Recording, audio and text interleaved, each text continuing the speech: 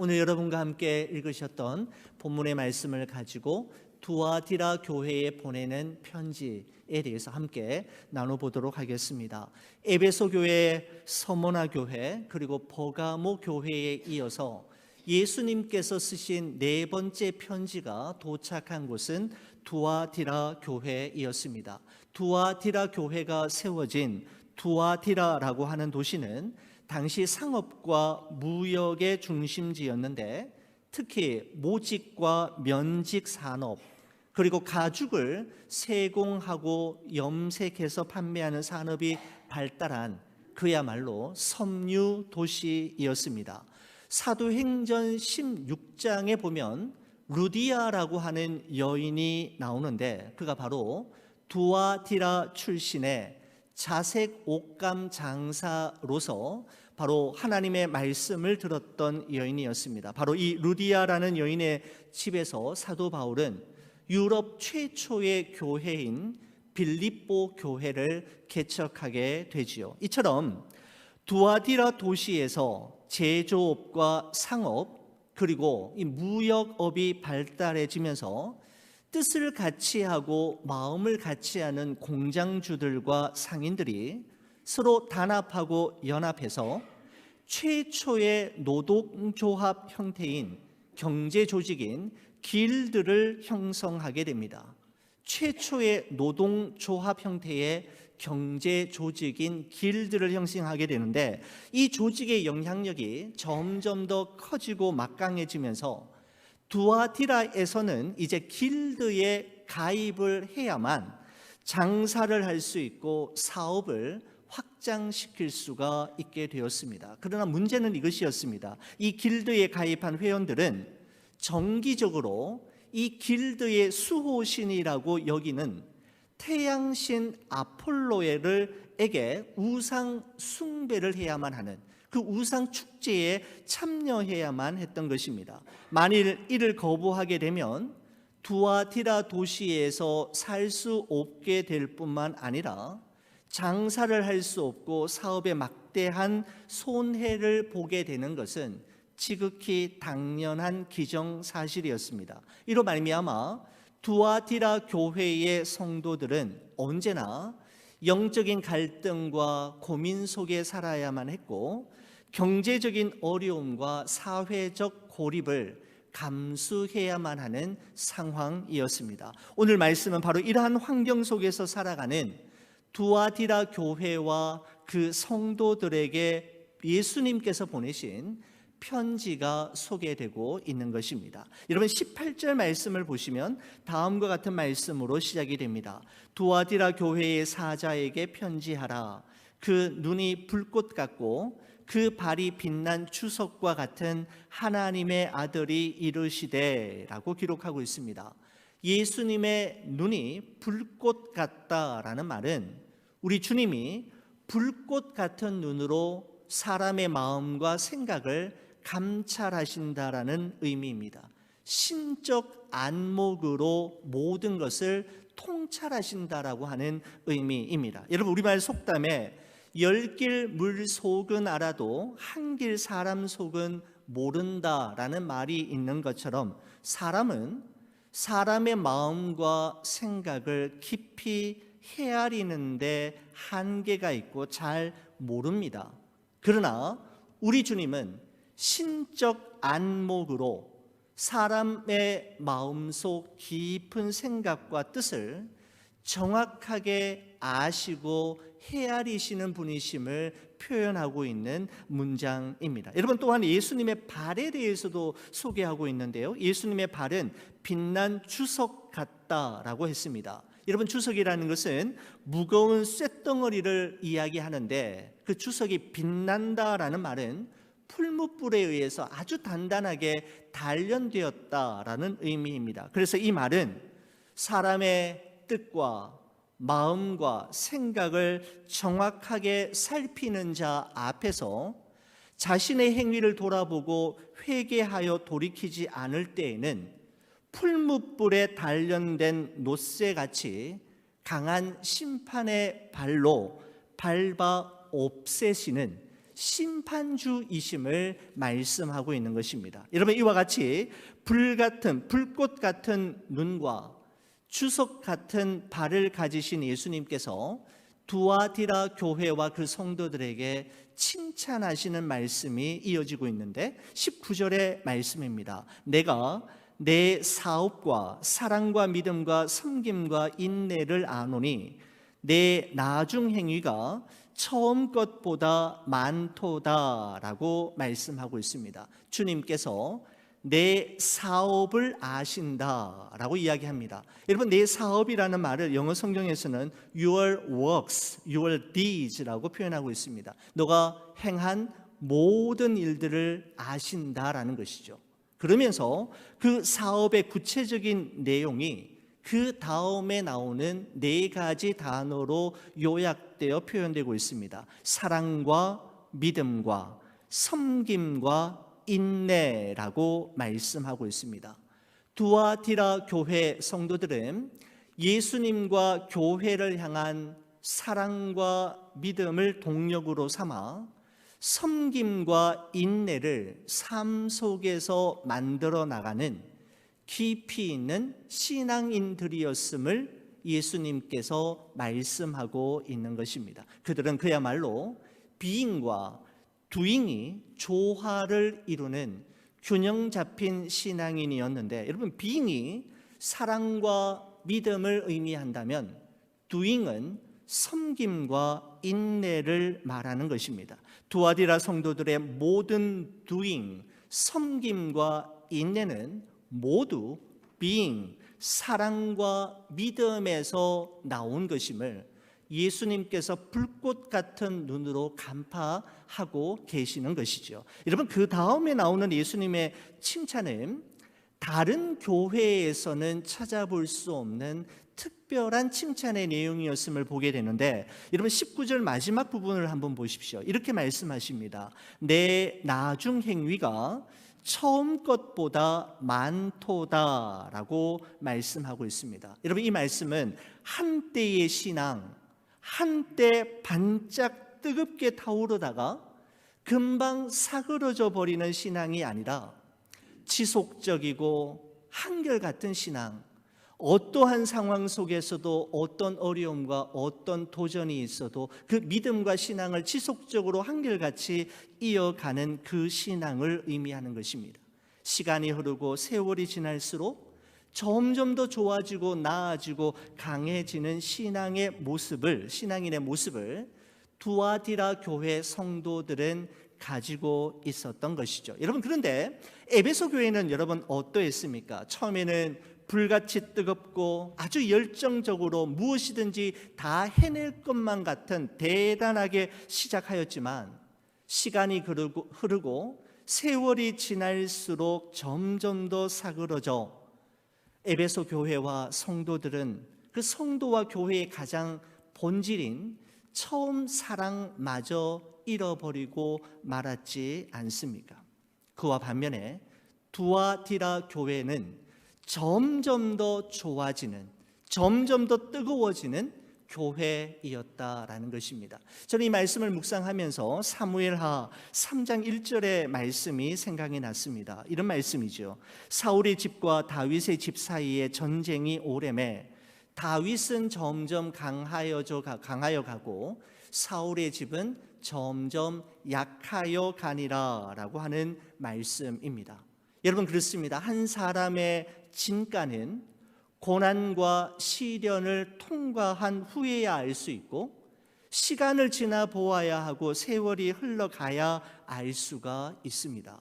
사울과 다윗, 이 두 사람 모두 다 하나님께서 보내신 사무엘 선지자에 의해 선택을 받았고 기름 부음을 받아 이스라엘의 왕이 되었지만, 전쟁이 오래매, 즉 고난과 시련의 시간, 인내와 기다림의 시간이 예상보다 길어지게 되자 그 두 사람은 점점 더 격차가 나기 시작합니다.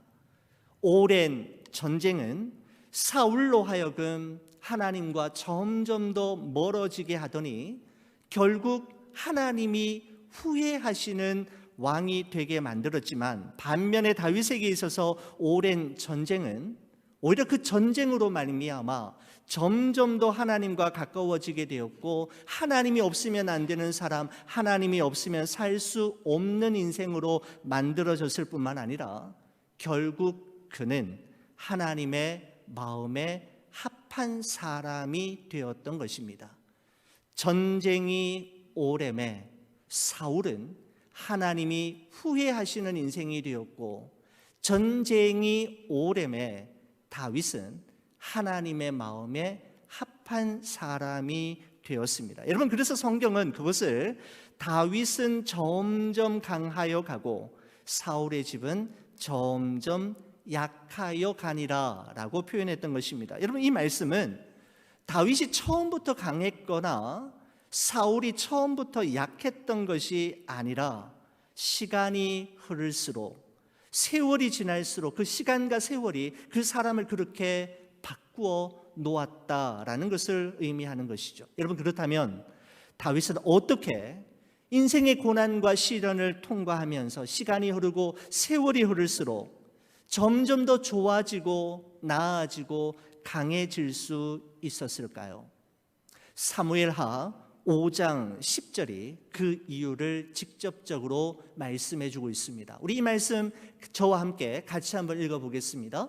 만군의 하나님 여호와께서 함께 계시니 다윗이 점점 강성하여 가니라. 아멘. 여러분, 성경은 다윗의 삶이 점점 더 강성해져 갔던, 좋아지고 나아졌던 비결을 다윗에게서 찾고 있지 않습니다. 다윗이 원래 성격이 괜찮고 인격과 성품이 훌륭할 뿐만 아니라 대인관계가 원만하고 자기관리가 철저하며 리더십이 탁월한 사람이었기 때문이었노라고 장황하게 설명하지 않고 딱 한 절로 그 비결을 말씀하고 있는데, 만군의 하나님 여호와께서 다윗과 함께 계셨기 때문이라고 말씀하고 있습니다. 여러분, 이런 관점에서 볼 때 두아디라 교회는 다른 소아시아의 교회들과 비교해 볼 때 가장 작은 교회요, 세상 사람들에게 주목받지 못하고 세상에게 잘 알려진 교회가 아니었지만 하나님과 함께하는 교회이었기에 세월이 흐를수록 하나님을 신뢰하는 믿음은 자라나고 천국에 대한 소망은 날마다 커져갔으며 성도들의 사랑은, 성도들 간의 사랑은 점점 더 깊어져서 그 믿음과 사랑과 소망으로 더 많이 인내하며 더 많은 주의 일을 감당하는 교회와 성도로 성숙해져 갈 수 있었던 것입니다. 사랑하는 우리 교회 여러분, 여러분과 저의 신앙은 어떻습니까? 우리 교회는 어떻습니까? 주님과의 처음 사랑, 처음 믿음, 처음 소망에서 자라나 믿음의 역사와 사랑의 수고와 소망의 인내로 믿는 자들의 본이 되는 교회와 성도로 성숙해져 가고 있습니까? 간절히 바라기는 우리 자신과 우리 교회가 용두삼이로 끝나는 것이 아니라 처음보다는 나중이, 오늘보다는 내일이, 11월보다는 12월이, 그리고 2021년보다는 2022년이 하나님이 보시기에, 사람이 보기에 더 좋은 교회로, 더 아름다운 성도로 한결같이 성장하고 성숙해 가기를 간절히 축원을 드립니다. 여러분, 이처럼 예수님으로부터 좋은 평가와 칭찬을 받았던 두아디라 교회이지만 이 교회 역시 주님으로부터 책망과 경고의 말씀을 듣기도 했는데 20절의 말씀을 한번 보시기 바랍니다. 그러나 내게 책망할 일이 있노라. 자칭 선지자라 하는 여자 이세벨을 내가 용납함이니 그가 내 종을 가르쳐 꾀어 행음하게 하고 우상의 제물을 먹게 하는도다 라고 기록하고 있습니다. 앞서 말씀드린 대로 두아디라 교회는 그야말로 사랑과 믿음, 섬김과 인내가 있는 참으로 이상적인 교회요, 모범이 되는 교회였지만 그 이면에 결정적인 문제와 결함이 있었음을 예수님께서 말씀하시는데, 그것은 자칭 선지자라고 하는 이세벨과 이세벨의 가르침을 교회가 용납한 것이었습니다. 여러분, 이 이세벨이라고 하는 이 여인이 두아디라 교회의 침투에 들어온 거짓 선지자의 실제적인 이름인지, 아니면 구약 성경에 등장하는 북이스라엘의 아합 왕의 왕비인 이세벨처럼 아주 사악하고 교활한 사람이었다는 의미로 말하는 것인지, 정확하게 이 이세벨이라고 하는 이 선지자에 대한 정체를 알 수는 없지만, 한 가지 분명한 것은 두아디라 교회가 이세벨과 이세벨의 교훈을 용납하는 순간부터 교회가 하나됨이 파괴되어지고 행음과 우상 숭배의 죄가 교회 안에 물밀듯이 들어옴으로 말미암아 두아디라 교회가 절체절명의 위기 앞에 서게 되었다라는 것입니다. 교회를 교회되게 하고 성도를 성도되게 하는 영적인 거룩함과 순결함을 잃어버리는 순간, 두아디라 교회는 주님으로부터 책망을 피할 수 없게 되었던 것이죠. 여러분, 그렇습니다. 칭찬을 받을 만한 수많은 행위가 잘못된 죄를 덮거나 대체할 수는 없는 법입니다. 그래서 주님은 이세벨에게조차 회개할 기회를 주셨지만, 그 이세벨은 회개하고 돌이킬 생각이 전혀 없었음을 성경이 말씀하고 있습니다. 21절 말씀을 보시죠. 내가 그에게 회개할 기회를 주었으되 자기 음행을 회개하고자 하지 아니하는도다라고 말씀하고 있습니다. 하나님의 용서하심과 긍휼하심은 자신의 죄를 돌이키고 회개함으로 하나님께 돌아오는 자에게만 주어지는 은혜요 은총입니다. 여러분, 그래서 잔 칼빈은 이렇게 이야기했습니다. 우리가 지옥에 가는 것은 죄를 지어서가 아니라 죄를 회개하지 않아서이다 라고 이야기했습니다. 우리가 참 많은 깨달음을 주는 것이죠. 우리가 지옥에 가는 것은, 형벌을 받는 것은 죄를 지어서가 아니라 지은 죄를 회개하지 않아서임을, 하나님은 우리에게 회개와 돌이킴을 간절히 원하신다라는 것을 알 수가 있습니다. 디모데전서 2장 4절에서 하나님은 모든 사람이 구원을 받으며 진리를 아는 데에 이르기를 원하느니라 라고 말씀하고 있고요. 베드로후서 3장 9절에서는 주의 약속은 어떤 이들이 더디다고 생각하는 것과 같이 더딘 것이 아니라 오직 주께서는 너희를 대하여 오래 참으사 아무도 멸망하지 아니하고 다 회개하기에 이르기를 원하시느니라고 말씀하고 있습니다.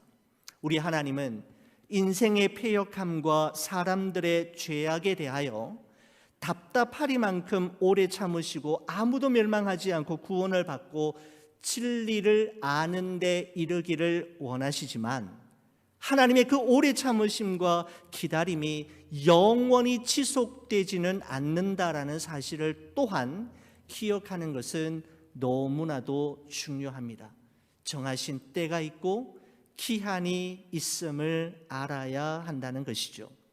회개와 돌이킴의 기회를 주었음에도 불구하고 하나님의 인내를 악용하는 사람에게 주시는 징계가 오늘 본문 22절에서 23절에 기록되어 있습니다. 볼지어다 내가 그를 침상에 던질 것이요 또 그와 더불어 간음하는 자들도 만일 그의 행위를 회개하지 아니하면 큰 환난 가운데 던지고 또 내가 사망으로 그의 자녀를 죽이리니 모든 교회가 나는 사람의 뜻과 마음을 살피는 자인 줄 알지라. 내가 너희 각 사람의 행위대로 갚아주리라 라고 말씀하고 있습니다. 우리는 기억해야 합니다. 회개와 돌이킴 없이 변명과 이유로 대신할 수 있는 죄악은 없다라는 사실을 말입니다. 여러분, 우리가 하나님 앞에 얼마나 많은 죄와 얼마나 큰 죄를 지었는가 보다 더 중요한 것은 하나님께서 우리에게 회개할 기회를 주실 때 하나님 앞에서 더 이상 미루거나 핑계대지 말고 자신의 잘못과 죄를 인정하고 지금 당장 하나님 앞에 돌아서는 것, 그것이 훨씬 더 중요함을 우리는 기억해야 합니다. 아마 여러분들 가운데서는 이런 말씀을 하실 분이 분명히 계실 것 같아요. 목사님, 저는 똑같은 죄를 계속해서 반복해서 짓습니다. 넘어진 곳에서 저는 오늘 또 넘어졌습니다. 죄를 짓고 회개하고 또 죄를 짓고 또 회개하고, 이게 도대체 뭡니까? 이제는 하나님께 회개할 면목도 없습니다. 회개할 의욕도 없습니다. 돌아서면 또 죄를 짓는 나의 이 연약한 모습 말입니다. 여러분, 그러면 저는 그분에게 이렇게 묻고 싶습니다. 어차피 더러워질 텐데 왜 매일 세수하고 양치질 하십니까? 라고 말입니다. 그렇습니다. 우리는 늘 씻어야만 하는 존재입니다. 어차피 더러워질 텐데 또 왜 씻어? 이왕 버린 몸이라고 하면서 일주일, 한 달 동안 안 씻고 산다면 여러분 어떻게 되겠습니까? 다른 사람도 우리에게 다가오지 못할 것이고 우리 또한 그렇게 살기가 정말 힘들 것입니다.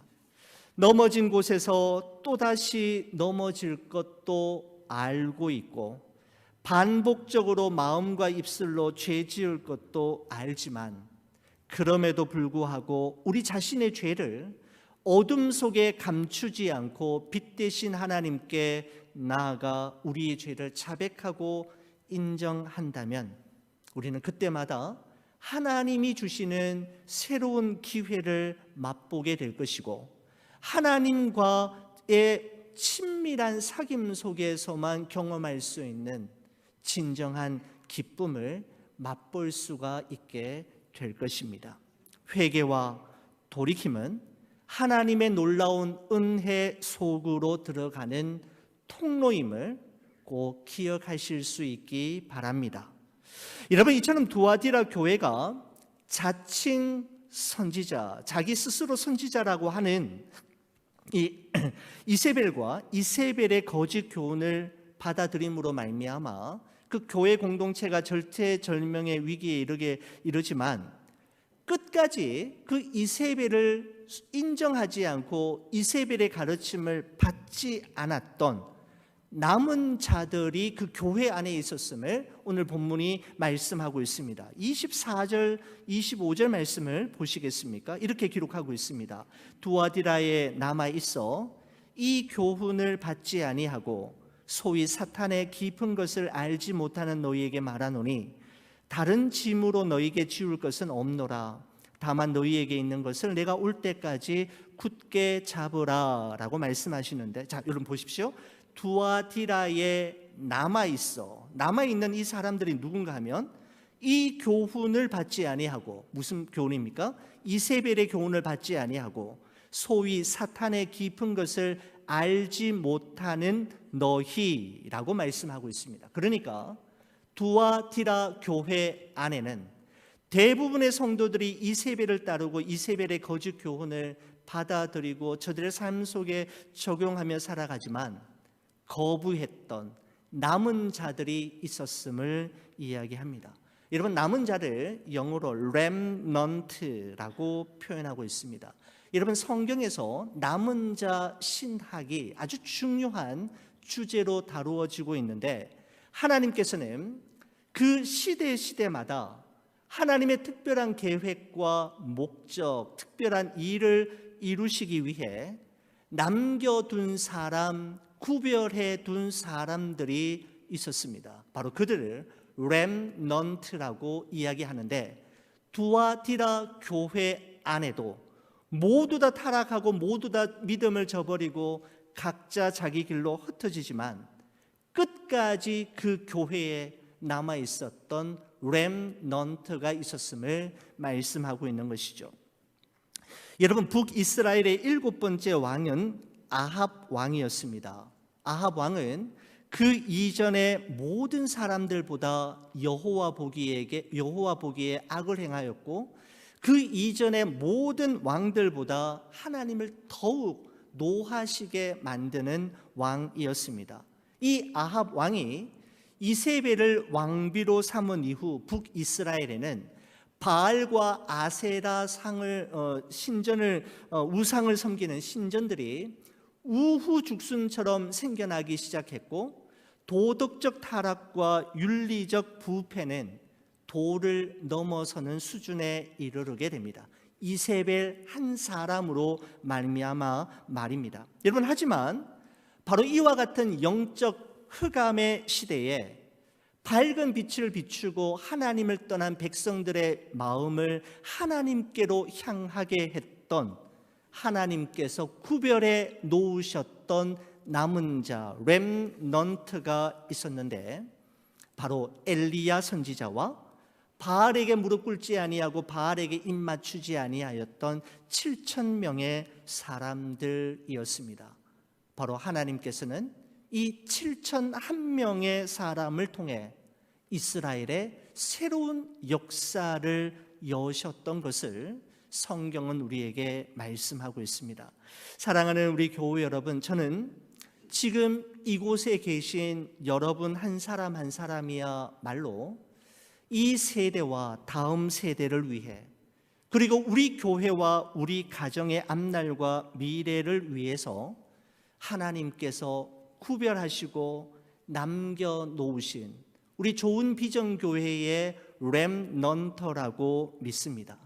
하나님께서 두아디라 교회의 남은 자를 구별하심으로 그들을 통해 두아디라 교회를 회복시키기를 원하셨던 것처럼, 하나님께서는 우리 교회에 여러분과 저를 남겨두심으로 이 라하브라 지역을 넘어서 땅끝까지 주의 복음을 전하며 하나님께서 계획하신 특별한 그 일을 이루실 계획을 가지고 계심을 여러분 분명히 믿으시기 바랍니다. 이 시대에 우리 좋은 비전교회의 렘넌트의 역할을 잘 감당해내는 여러분과 제가 되기를 간절히 바랍니다. 여러분, 예수님께서 두아디라의 그 렘넌트, 남은 자들에게 무엇이라고 말씀하셨습니까? 24절 마지막 부분 보십시오. 너희에게 말하노니, 두아디라의 남은 자들에게 말하노니, 그 말이죠. 다른 짐으로 너희에게 지울 것은 없노라. 25절에 다만 너희에게 있는 것을 내가 올 때까지 굳게 잡으라, 이렇게 말씀하셨습니다. 저는 이 말씀을 이렇게 해석해 보았습니다. 더 잘하려고 하지 말고 지금처럼만 해라. 기본에 충실하고 본질에 집중하라 라는 말씀으로 이 구절이 저에게 적용되었습니다. 더 잘하려고 무리수 두지 말고 기본에 집중하고 본질에 충실하라 라는 의미입니다. 로마서 12장 3절에 사도 바울은 이렇게 이야기합니다. 내게 주신 은혜로 말미암아 너희 각 사람에게 말하노니 마땅히 생각할 그 이상의 생각을 품지 말고 오직 하나님께서 각 사람에게 나누어 주신 믿음의 분량대로 지혜롭게 생각하라 라고 하셨는데, 여기 보시면 마땅히 생각할 그 이상의 생각을 품지 말라라고 하는 말은 생각의 선을 지켜라, 무리수를 두지 말라라는 말씀으로 저에게 다가왔습니다. 여러분, 한자어로 이런 말이 있죠. 과유불급이라는 말이 있습니다. 정도가 지나치면 미치지 못한 것과 같다라는 의미입니다. 여러분, 성도가 가장 성도다울 때는 자신이 마땅히 지켜야 할 자리와 위치가 어디인지를 알고 자신이 지켜야 할 자리와 넘지 말아야 할 선을 끝까지 지켜내고 넘어서지 않을 수 있는 용기, 바로 그것을 이야기하는 것입니다.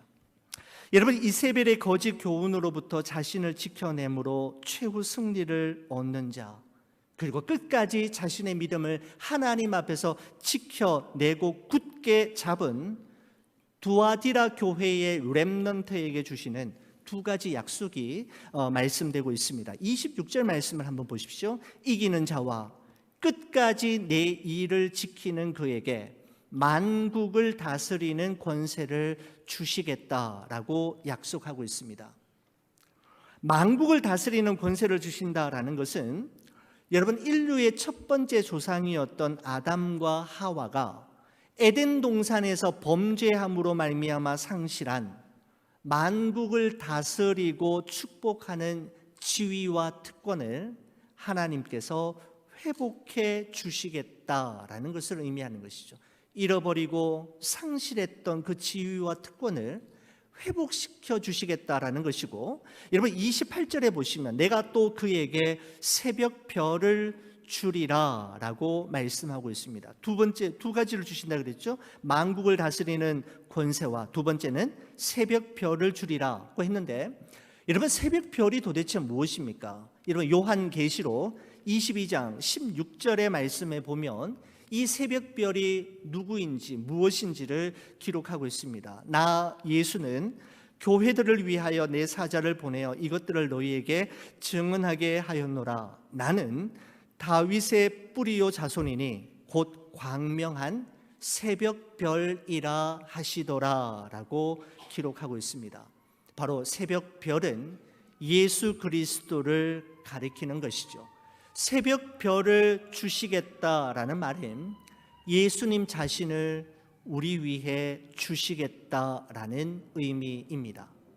여러분 새벽별이 여명을 상징하듯이 예수님을 우리 인생의 주인으로 모시고 살아가는 사람들은 죄악의 어둠을 걷어내고 진정한 빛 가운데서 살아가게 될 것임을 말씀하고 있는 것이죠. 두아디라 교회가 주님으로부터 책망받은 것을 반면교사로 삼아서 거룩함과 하나됨을 깨뜨리는 어떤 행위와도 타협하지 않을 뿐만 아니라 우리가 죄를 짓고 실수하고 넘어질 때마다 감추려 하지 말고 빛 대신 예수님께 나와 도움을 구하며 겸손히 죄를 고백함으로 회복되어지는 새로운 기회가 주어지는 그러한 삶이 되기를 간절히 바랍니다. 그래서 우리 모두가 만국을 축복하고 다스리는 권세를 받고 새벽별 되시는 예수 그리스도와 함께 동행하는 좋은 비전교회, 우리 좋은 비전교회 성도들 되시기를 주님의 이름으로 축복합니다.